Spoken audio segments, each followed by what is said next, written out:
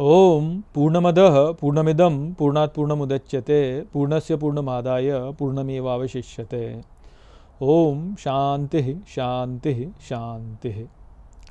नमस्कार मित्रों, आज की वीडियो में हम बृहदारण्यक उपनिषद के प्रथम अध्याय के चौथे ब्राह्मण का जो 16वां मंत्र है उसका पाठ करेंगे। तो आइए देखते हैं कि ये मंत्र क्या कहता है। तो जो मंत्र वह कहता है, स नैव व्यभवत, अर्थात वह फिर भी नहीं हुआ। स शौद्रम वर्णम असृजत पूषणम, अर्थात उसने शौद्र वर्ण को सृजित किया पूषण को। इयम वै पूषा, अर्थात यह ही पूषा है। इयम ह इदम सर्वम पुष्यति यदिदम किंच, अर्थात यहाँ जो कुछ भी है सब यह ही पोषित करता है।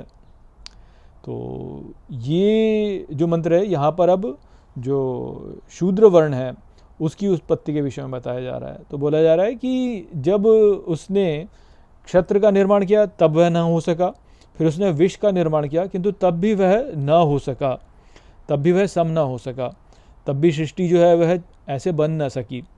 तो इसलिए फिर उसने शौद्र का निर्माण किया। तो शौद्र जो है वह ही है वो वर्ण जो कि पोषण करता है। तो इसीलिए जो है इनका जो देवता है वह पूषण है या पूषा जिसे कहते हैं।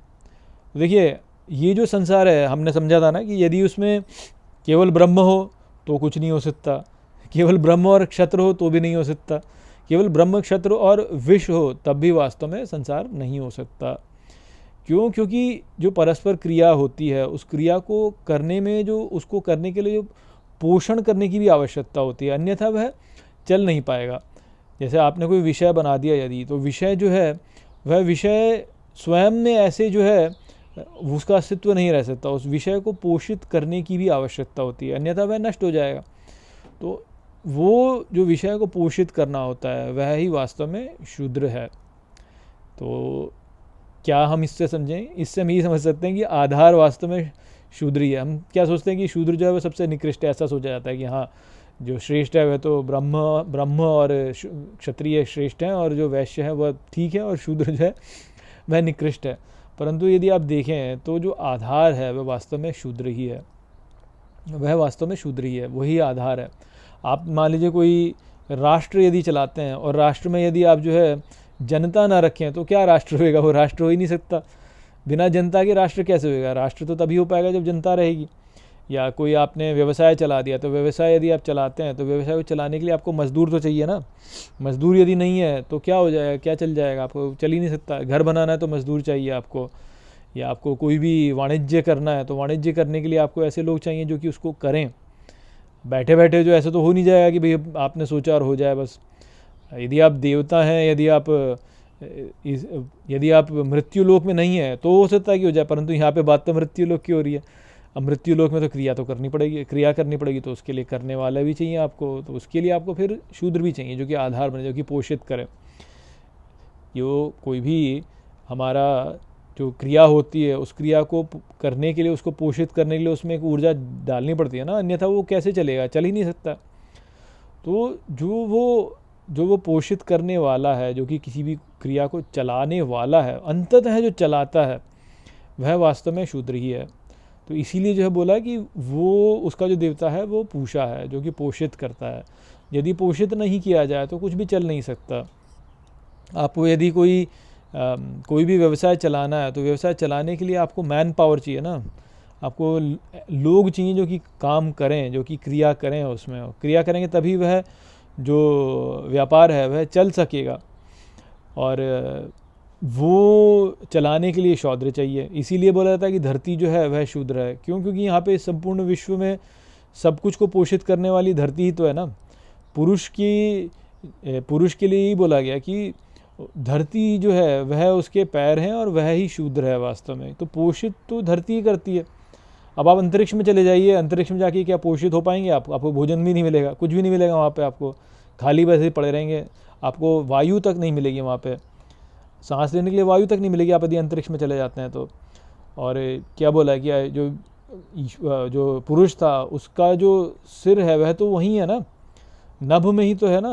गीता में जैसे श्री कृष्ण ने बोला कि नभ स्पर्शम दीप्तम, मैं आपको देखता हूँ कि आप जो है इतने ऊंचे हैं कि आप नभ को छू रहे हैं वास्तव में। तो नभ जो है वह तो ऊपर अंतरिक्ष में है वहाँ पे, परंतु वहाँ पे तो कुछ है ही नहीं ना, वो पोषित थोड़ी कर सकता है। जैसे हम यदि देखें, अपने आप को भी देखें यदि, तो हमारा जो मस्तिष्क है, जो हमारा ये मन है, खोपड़ी है, ये क्या कुछ पोषित करती है ये क्या पोषित करती है? नहीं पोषित करती कुछ भी, इसमें तो कुछ है ही नहीं ऐसा जो कि पोषित कर सके। तो इसको वास्तव में पोषित करने के लिए हम भोजन करते हैं। तो यदि हमारे पेट में भोजन ना जाए तो क्या हमारी खोपड़ी काम करेगी? नहीं काम करती ना, काम कर ही नहीं सकती वास्तव में। तो नीचे का भाव महत्वपूर्ण है, वह ही है जो कि पोषित करेगा, तभी जो है ऊपर का भाग काम करेगा, नहीं तो काम नहीं कर सकता ऊपर वाला भाग। तो इसी प्रकार से धरती जो है उसका बड़ा महत्व है इस सृष्टि में। यदि धरती ना हो तो हमको भोजन कहाँ से मिलेगा, हमें पोषण कहाँ से मिलेगा? इसलिए धरती जो है उसको शूद्र बोला गया है कि धरती जो है वह शूद्र है। तो क्या धरती जो है बुरी है? वास्तव में नहीं, धरती बुरी तो है नहीं। हम जैसे बोलते हैं ना कि शूद्र तो निकृष्ट है, तो क्या धरती निकृष्ट है? नहीं, धरती तो निकृष्ट नहीं है, वह तो श्रेष्ठ है, वह ही तो पोषण करने वाली है। यदि धरती ना हो तो ये जो यहाँ पे यज्ञ चल रहा है, यहाँ जो क्रियाएं चल रही है, वह चल नहीं सकती हैं। तो हर चीज़ को पोषित करने के लिए हमें कुछ ना कुछ चाहिए, और वो पोषित करने वाला जो है वह ही शूद्र है। तो वो यहाँ पे बताया जा रहा है, ये है जो कि शूद्र का महत्व है, कि सब कुछ को चलाने के लिए जो पोषित करता है वह शूद्र है। तो यहाँ पर जो है हम 4 वर्णों को समझ चुके हैं। अब आगे और भी बहुत कुछ समझाया जाएगा, केवल यहीं तक सब कुछ नहीं हो सकता है। 4 वर्ण केवल हो जाए तो भी नहीं हो सकता है, और भी बातें यहाँ पे बताई गई हैं। परंतु यहाँ पर पहुँच करके हमको इस बात को समझ लेना चाहिए कि जो ब्रह्म, क्षत्र, वैश्य और शूद्र हैं उनका क्या वास्तव में अर्थ है। क्योंकि गीता में श्री कृष्ण ने यही बोला ना कि चतुर्वर्ण मया सृष्टम गुण कर्म विभागयो, कि मैंने ये 4 वर्णों का निर्माण किया गुण कर्म के विभाग के द्वारा। इनमें से कोई एक श्रेष्ठ है या कोई एक निकृष्ट नहीं है, ये सभी वर्ण जो हैं इनका अपना अपना एक महत्व है। जो समत्व है, जो समत्व है वह ब्रह्म है, और ब्राह्मण जो होते हैं वह समता वाले ही होते हैं, उन्होंने समत्व को प्राप्त कर लिया। जिनका मन जो है समत्व में स्थित है वह जो है वह ब्रह्म है, वह ब्राह्मण है। तो जिस व्यक्ति में समता का समता के भाव की प्रधानता है, वह व्यक्ति जो है उसका धर्म जो है वह ब्राह्मण वाला धर्म है, उसका जो वर्ण है वह ब्राह्मण वाला वर्ण है। जिस व्यक्ति में प्रभुत्व की प्रधानता है, ईशत्व की प्रधानता है कि मेरा प्रभुत्व हो, और हम जो है वह रक्षा करके प्रभुत्व को स्थापित करें, वह क्षत्रिय हैं। उनमें जो है क्षत्र की प्रधानता है, तो वह क्षत्रिय हो जाते हैं। जिनमें जो है विषयों के प्रति, विषयों को साथ में जोड़ लेने की, विषयों को प्राप्त कर लेने के भाव की प्रधानता है, वह वास्तव में वैश्य हैं। और जिनमें जो है पोषण करने की प्रधानता है, जिनमें सेवा करने की प्रधानता है कि हम दूसरों का, अन्य लोगों की सेवा करें, हम सेवा करके जो है यहाँ पर इस यज्ञ को चलाएं, वह जो है वह शूद्र होते हैं। तो अब इसमें आप ऐसे कैसे कह सकते हैं कि कोई एक श्रेष्ठ है और कोई एक जो है वह निकृष्ट है? ऐसा है ही नहीं वास्तव में। अब आप ये सोचिए कि कोई व्यक्ति ऐसा हो जो कि बस बैठ जाए जाके और बस बैठ के चिंतन करता रहे, तो ऐसा जो व्यक्ति है वो वास्तव में तो ब्राह्मण है, किंतु क्या उसके द्वारा संसार चल सकता है? चल नहीं सकता ना, क्योंकि उसको भोजन तो चाहिए, और भोजन जो है वह उसको जो है अपने आप से तो प्राप्त होगा नहीं, उसको वो तो जो है किसी ऐसे व्यक्ति से ही प्राप्त होगा जो कि सेवा करना चाहता है, तो शूद्र से ही प्राप्त हो पाएगा उसको भोजन वास्तव में। तो देखिए किस प्रकार से शूद्र जो है वो वास्तव में ब्राह्मण जो है उसको पोषण देने वाला होकर के श्रेष्ठ हो गया उससे। या जो व्यक्ति सोचे कि मेरा प्रभुत्व हो, अब वो प्रभुत्व जो है वह तो ठीक है कि प्रभुत्व कर लेगा, लेकिन प्रभुत्व करने के लिए उसको सेवक तो चाहिए ना जो उसकी सेवा करें, और तभी वह प्रभुत्व को प्राप्त कर सके। तो इस प्रकार से देखिए आपकी किस प्रकार से शूद्र जो है वह उसके ऊपर प्रधान हो गया। तो ऐसा नहीं है, ये केवल अज्ञान वाली बात है जो ये लोग सोचते हैं कि नहीं जी ब्राह्मण जो है वह श्रेष्ठ है और शूद्र जो है वह निकृष्ट है। ये जो यहाँ पे उपनिषद बोल रहा है उसके अनुसार तो ऐसा कुछ भी नहीं दिखता, उसके अनुसार तो हमें उल्टा दिखता है। हमें तो ये दिखता है कि शूद्र श्रेष्ठ है, क्योंकि वह है जो कि सबको पोषित कर रहा है, वह ही है जो कि सबकी सेवा करके सबको पोषित कर रहा है। तो इस प्रकार से तो शूद्र की प्रधानता हो गई। तो हमको ऐसा कभी नहीं सोचना चाहिए। तो अज्ञानवश है जो कि लोग ऐसा सोचते हैं कि ब्राह्मण श्रेष्ठ है और शूद्र जो है वह निकृष्ट है। ऐसा कुछ भी नहीं है वास्तव में। वास्तव में यहाँ पर जो व्यक्ति परम को प्राप्त कर चुका है वह तो ये देखेगा कि यहाँ पर ऐसा कुछ है ही नहीं, श्रेष्ठता वाली बात ही नहीं है यहाँ पे तो सब लोगों का अपना अपना अलग अलग महत्व है। जो ब्राह्मण है उसका अपना अलग महत्व है, क्योंकि समत्व वहाँ पे है और समत्व प्राप्त करना ही हमारा अंतिम लक्ष्य है। तो उस प्रकार से ब्राह्मण श्रेष्ठ है, किंतु ब्राह्मण जो है समत्व में रहेगा, परंतु इस संसार में तो उसको पोषण चाहिए ही। तो इस प्रकार से देखा जाए तो उसको पोषित करने वाला शूद्र है, तो शूद्र जो है वह श्रेष्ठ हो गया। और आप ये मत सोचिए कि हमारे भीतर केवल एक ही भाव है कि भाई हाँ बस ब्राह्मण है तो ब्राह्मण ही है। वास्तव में यदि देखा जाए तो हमारे भीतर ये सभी वर्ण जो है कुछ कुछ भाग से वे सभी वर्ण हमारे भीतर उपस्थित हैं। जो समत्व वाला भाग है वह शूद्र में भी है, जब वो सेवा करेगा तो समत्व को प्राप्त कर लेगा। तो इस प्रकार से ब्रह्म को प्राप्त कर लिया उसने। जो क्षत्र है उसने यदि अपने धर्म का पालन किया तो अपने धर्म का पालन करके वह भी समत्व को प्राप्त कर लेगा।